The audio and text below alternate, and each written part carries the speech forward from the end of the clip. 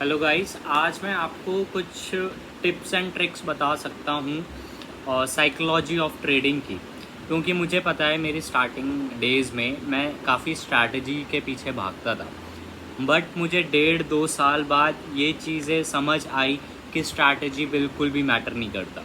मैं आपको एक कहानी सुनाता हूँ। कहानी क्या, वो एक रियल इंसिडेंस है, मेरा नहीं है बट मैंने भी कहीं से सुना है और मैंने पढ़ा है वो इंसिडेंट्स। तो मैं वो चीज़ आपको बताता हूँ साइकोलॉजी क्यों इम्पॉर्टेंट है। जैसे मान लीजिए कि मैंने एक चीज़ पढ़ी थी, जैसे एक कोई बंदा था, ठीक है, वो डेली ट्रेड करता था, daily on a daily basis trade करता था।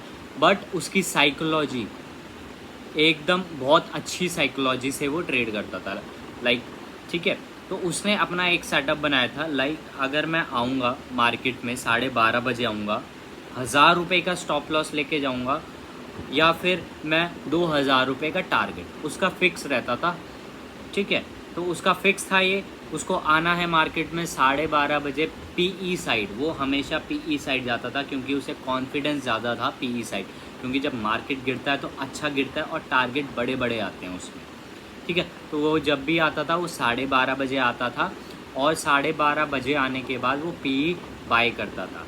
एंड उसका माइंडसेट एकदम क्लियर था। वो कहता था या तो मैं 1000 का स्टॉप लॉस लूँगा या फिर मैं 2000 रुपये का टारगेट लूँगा। तो उसने ये ही रेगुलर चीज़ करी अप्रॉक्स 6 महीने तक, और आप बिलीव नहीं करोगे, उसने यही साइकोलॉजी से बहुत ही अच्छा पैसा बनाया उस टाइम पे। 6 महीने के अंदर अंदर अप्रॉक्स उसने 30 से 40 हज़ार रुपये उस स्ट्रैटेजी से। वो स्ट्रैटेजी भी नहीं है, वो सिर्फ और सिर्फ एक साइकोलॉजिकल पॉइंट है कि उसने अपने माइंड में बिठा लिया, भाई मेरे पास ज़्यादा कैपिटल नहीं है, तो इसलिए मैं अपनी साइकोलॉजी टेस्ट करने के लिए या फिर साइकोलॉजी के बारे में और डीपली जानने के लिए मैं ये चीज़ अपनाता हूँ। उसने कोई थॉरली मैंने चेक नहीं किया था, मतलब उसने बैक टेस्ट कुछ नहीं किया था, बस वो 12:30 आता था। उसे एक चीज़ पता थी कि 12-12:30 बजे के आसपास एक मूवमेंट मिलता है और वो वन साइड मूवमेंट होता है।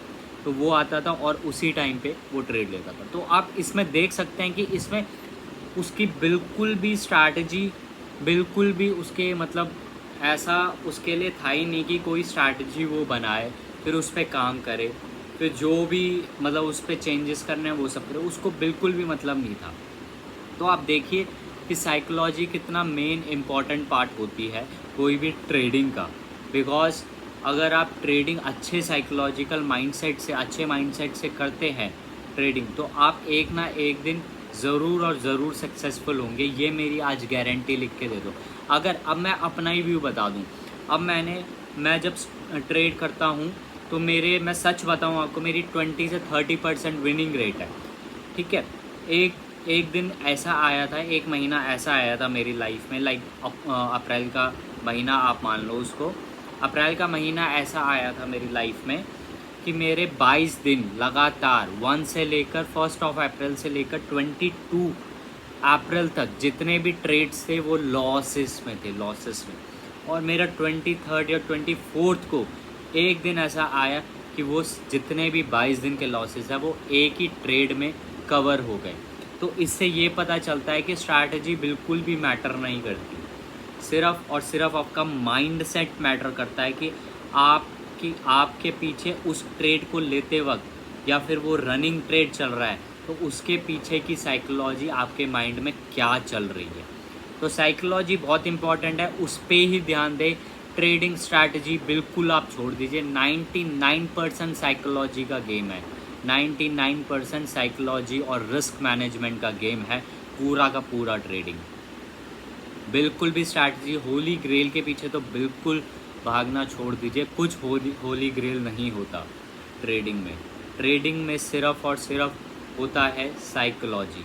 साइकोलॉजी पे आप काम करिए, आप एक ना एक दिन बहुत ही अच्छे बेटर ट्रेडर आप बन के दिखाएंगे और अपनी फैमिली को भी प्राउड करके दिखाएंगे अपने ऊपर। ठीक है गाइस, थैंक यू। और मैं आगे ऐसी वीडियोस बनाता रहूँगा साइकोलॉजी से रिलेटेड, तो आप इस चैनल को फॉलो कर सकते हैं। Thank you so much.